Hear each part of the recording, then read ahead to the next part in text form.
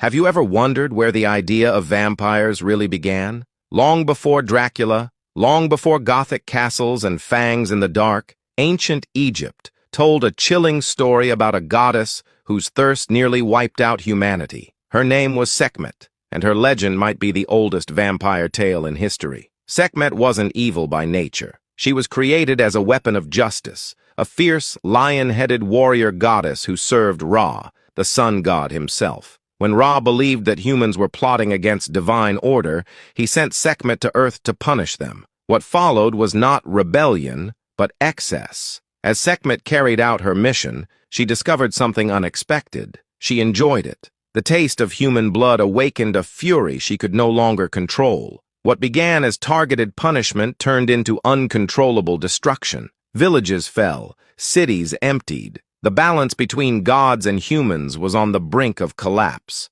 This myth reveals something deeper about ancient Egyptian beliefs. The gods were powerful, but not flawless. Even divine forces needed limits. Ra, realizing that Sekhmet would destroy all of humanity if left unchecked, chose strategy over force. He ordered vast quantities of beer to be dyed red with ochre and poured across the land, flooding fields and riverbanks until they resembled rivers of blood. Sekhmet found the crimson pools and drank deeply, believing she was continuing her mission. The drink intoxicated her, overwhelmed her fury, and finally caused her to fall into a deep sleep. When she awoke, her rage had passed. Order was restored, not through violence, but through wisdom. Because of this story, Sekhmet became associated with both destruction and healing, bloodshed and protection. Her followers reenacted the myth during festivals by drinking red-colored beer, not as a symbol of violence, but as a reminder that unchecked power,